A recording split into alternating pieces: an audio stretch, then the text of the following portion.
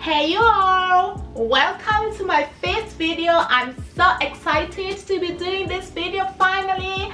I've never got time to do it, but I'm here. So what made me do this video is just because I've been receiving so many questions on how to become a flight attendant with Emirates. So that drove me to do this video because I want to help people out there. I know this video is going to be super useful because it's going to reach out to so many people who need it. So if you're interested in hearing all that, please stay tuned. By the way, my name is Wendy. I go by Exotic Sea Skies just because I have worked at sea on Royal Caribbean cruises before joining the skies. So I have moved from seas to skies. Yeah, so it's not just a name, it literally matches my lifestyle. So yeah, so let's get started. I made some cards. These are so cute. I do have each and every information on here because I want to make sure that I won't miss or skip any important information.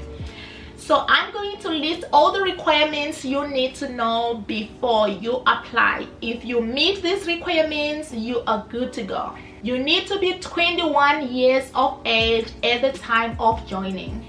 On age, you can still be above 21. Don't hesitate to apply because they can still make an exception for you as long as you do have customer care service and you have whatever it takes for you to have that position. And arm reach of 212 centimeters standing on your tiptoes.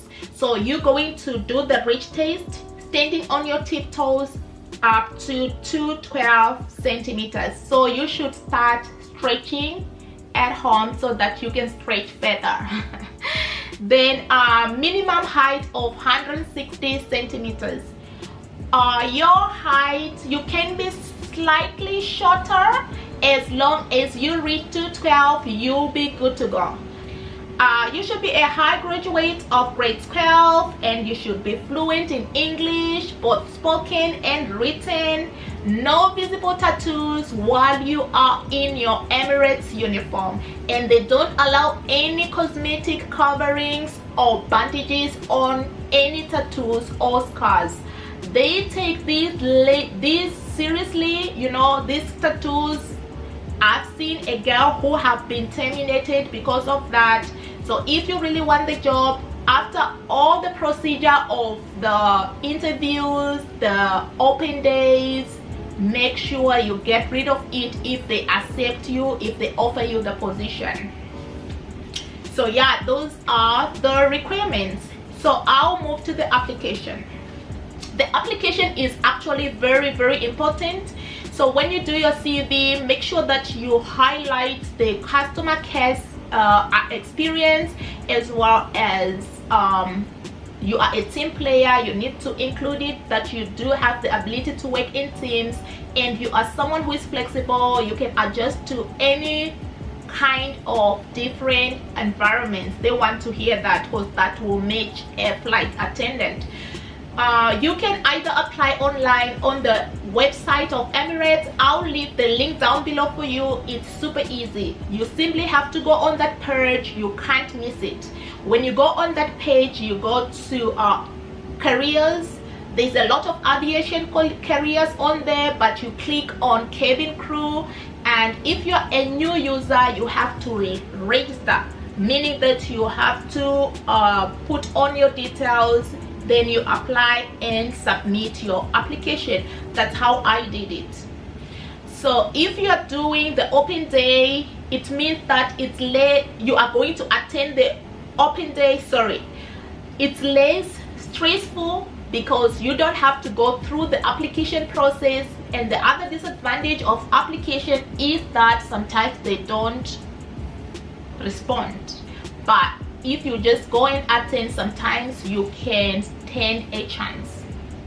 What happens during the open day? After applying online, they will shortlist you for the open day if they are interested with your CV. So the open day, they will tell you the details where you are going to attend, and then When the day arrives, make sure that you go with the required documents: your CV, your 3 pictures, and the 3 pictures they need picture number 1 should be full length picture of your formal wear, full length picture of your casual, head to shoulder, passport picture.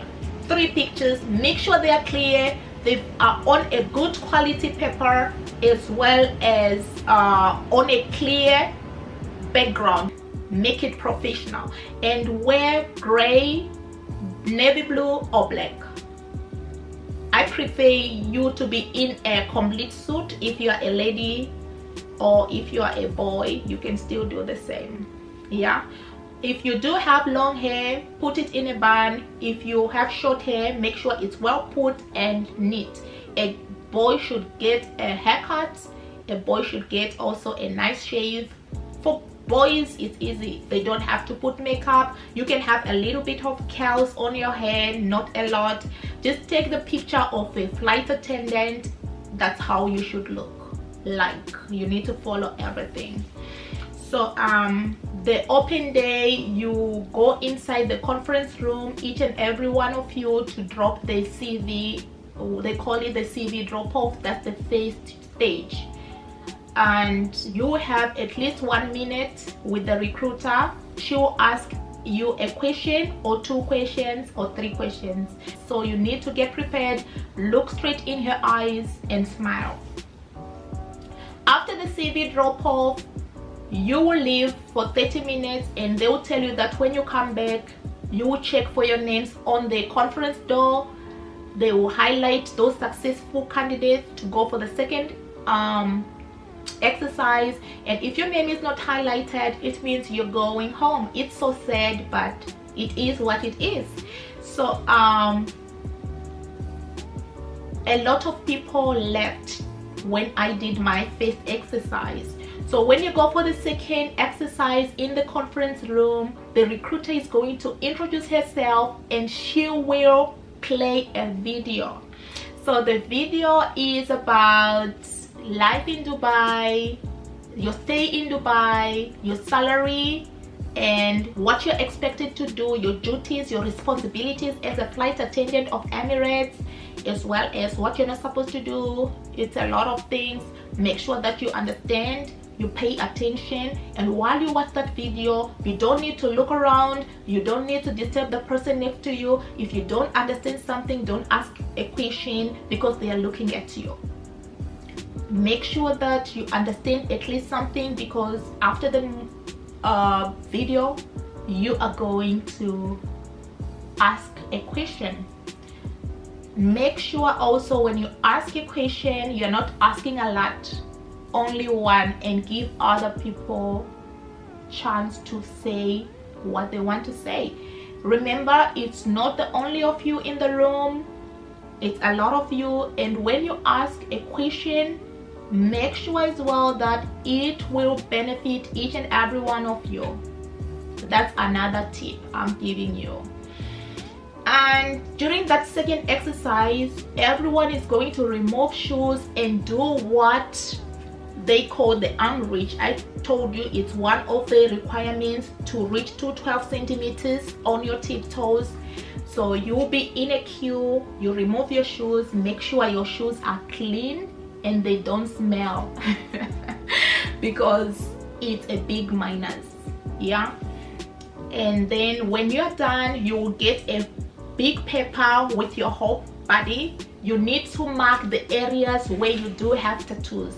So if you have tattoos, you will say what it is, how many centimeters, and what it means. There's a space to write it. So if your tattoo is hidden and it's no way to be seen when you're in your uniform, there's no need for you to mark that paper. You just leave it like that. Yeah, so when you're done with that exercise, you receive some numbers before you leave for the break, and when you come back, they will call you by those numbers, and the numbers called again will be successful to go for the third exercise, and if you're not called, again, you'll be going home. So when you do your third exercise, it's more fun, but it's more of group work, teamwork. They want to see if you're a team player. How do you engage with people? How do you answer questions? How do you carry yourself? Do you smile? All those things. And you will have the recruiter in each and every group, so she is watching and taking notes. It's a round table. She will be seeing each and every one of you, so you need to be careful. And the fifth was a group of 8. No, it was a group of 10. You need to talk to the person next to you and introduce yourself. You get 10 minutes to do that, and you get 1 minute to introduce your friend. So for example, you stand up and say, hello everyone, I am Wendy. I'm going to introduce you to my friend. Her name is Lisa. Lisa is working for Royal Caribbean Cruise Ships, is a beautician, and she's been with the company for 4 years. She is very good in retailing because it's one of her job requirements to sell body and face products after each and every treatment. Apart from enjoying her job, she also enjoys to travel, explore the world, and meet cultures. Thank you so much. That's pretty much it. Then the other person will do the same until all of you are done. Then after that group, you move to bigger groups of 20, and you receive a card like this with a question. It can be a question of a city, it can be a celebrity, it can be anything for you as a group to discuss and come up with the answer. So during that exercise, again, you need to be friendly. You don't need to reject anyone's answer. You don't need to dictate someone while they are talking, and you really need to smile and listen to some of their answers they're giving. That's very important. She is also looking at you and seeing how you carrying yourself, and are you friendly. Everything she'll be writing down. So that exercise is very important. And when you're done, you have to choose one representative who is going to give the answer. Although one person will represent the whole group, at some point you're going to talk. So you need to get ready of talking, because that day you're going to be doing a lot of talking. So after that, you are going to be given different scenarios and how you fix them. For example, the recruiter will give you a scenario whereby you need to downgrade 2 people to move to the economy class. So let's say you're working on the first class and you do have 6 seats, and you need to take 2 people to the economy class. Who are you going to take and why? So she will give you the people, like there's a celebrity, there's a politician, there's a lady with a child, there's a disabled lady, and there's an old man, there's a young man, all of that. Then you have to choose who you're going to give the seats, and you need to move to. So she will ask why you choosing these 4 and why you downgrading the 2. Sorry. So yeah, you need to be in a position of comparing, and don't worry about your answer. There's no answer that is right or wrong as long as you can support it. So go ahead and say your mind out. What is bad is not to say something at all. That's a big minus. So the recruiter will act as a angry customer as well, and you need to handle her in a very nice way, friendly way, so that she will understand and be happy at the end of the day. And then I will tell you the questions which they asked me for my interview. I hate 2 people in front of me, and I have 1 person moving around me taking down notes.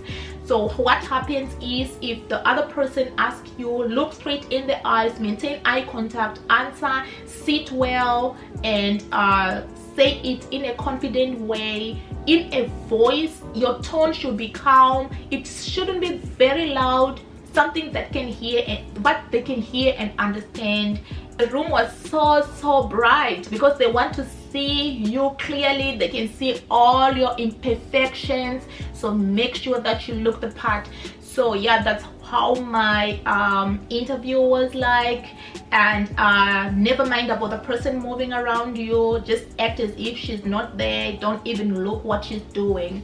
And then my questions were: tell me something about your education background, describe yourself in 3 words and what makes you the best candidate, where did you get your experience, what is your dream job, what was the most stressful situation you have encountered with one of your clients, tell us what it was and how did you solve it. So those were the questions, but they can ask similar questions each and every time. Make Google your best friend, search all the possible answers, and you will definitely know it. I'll be doing the question and answer now. I always get this question. Sorry, I'm laughing before I even say it out. How is the salary? All I can say is it's good. Okay, the salary is good. I know it's a normal question because if you really want to do the same job, you can always ask. So you get 4,268 ED for your first salary soon after training. That's your basic, and you get paid per hour. Every hour you fly, you get paid 61.25 AED. So for example, you're going to fly 100 hours, so it will be 61.25 AED times 100 hours, and that money is added to your basic of 4,260. Apart from that, you get what is called the layover allowance, which is the amount of money you receive on meals every time you fly, and the money is paid in the currency of the next destination. For example, if you're flying to England, you get the layover in pounds. If you're flying to Spain, Barcelona, you get it in euro. So that's how it works. And about salary, it changes with the number of years you are in the company, so it keeps rising and rising. The more you're in the company, the more you earn. And if you're on the first class, you earn more than someone who works on the economy class. So that's how it is. So this is basically the first pay for each and every one, but it's going to change. I think I've answered that question and it makes sense. So do you choose flights? This is now another question. Yes, you do, but only after your promotion. And it goes like this: if your friend is going to Singapore and you want to go to Spain, you can swap. Yeah. And then what kind of course do you need to do for you to qualify to be a flight attendant? Absolutely no course. Do not waste your money, honey. They will train you. And so is makeup, because there's a question of makeup here. If you really need to train for makeup, what I advise you on that is that you can just go and do lessons on YouTube. There are people teaching you how to do your eyebrows, how to do your makeup. You should just know the basics, because sometimes you are in a hurry, you just need to do your makeup and catch your flight. Although there are people who can do makeup for you, but sometimes it's just good and wise for you to know your own makeup. And yeah. And then how about your teeth? I've seen that so many flight attendants have got good teeth. Do you really need to have white teeth? And okay, about teeth, all I can say is they should be free from stains. That's what I can say. They should be clean, free from stains, and they don't want to see any broken teeth or any chipped teeth.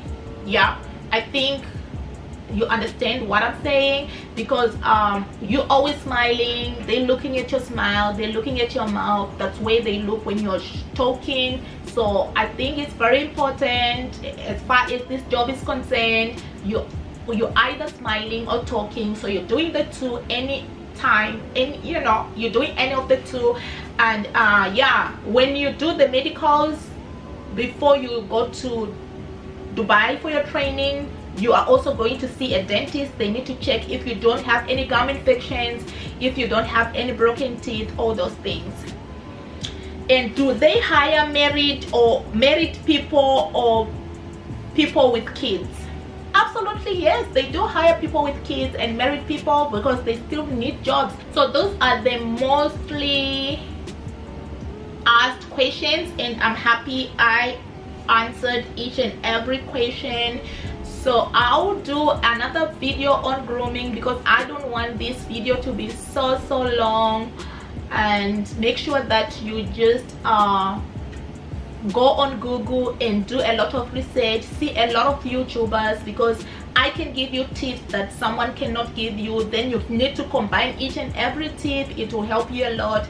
And also stay focused, be confident, have that great enthusiasm in you, show excitement, look the part. You will definitely smash it.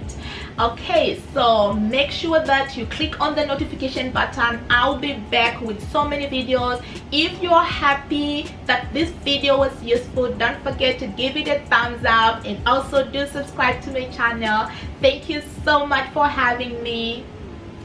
Bye.